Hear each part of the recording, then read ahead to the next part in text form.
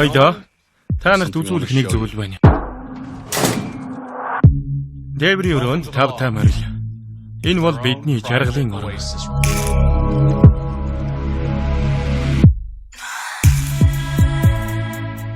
Бодоод үзтээ. Зочид бол орох шаардлагагүй. Илүү кредит карт авч явах шаардлагагүй. Мэдхгүй да би юм хүн биш.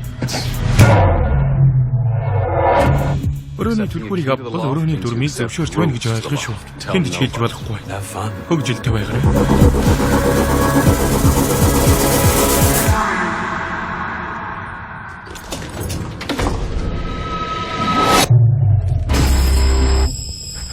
Энэ чинь юу болоод байна? Үгүй байлгүй дээ.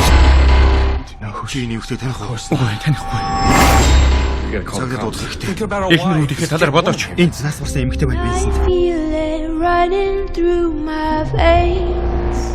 Энэ юу бичиг вэ? Хөв тавилт бидний.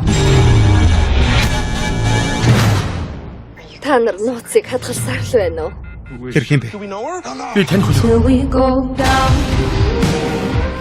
Алгас хоочтой дохиол унтарчихсан байна. Энэ нэг орж ирсэн байна. Бидний гэрээс. Дэври өрөөндөө та нар хитэн хүүхэн авчирсан юм бэ? Чи тоглоом дуртай юм. Дуртай. Тэнийг бидний гүтгэх гээд байна. Хэн? Мэдэхгүй. Хуучин хайз өхөд эсвэл хартай залуу хинч байж болно штэ. Бидний дургу бүх хүмүүс үннийг мэдсэн бол юу болно гэж чи бодож байна? Юу болсон бэ? Надад хэлээч Крис. Бүх зүйл дуусаагүй. Энэ болоод байгаа зүйлийн учрыг ойлгох гарах гарцыг олж чад.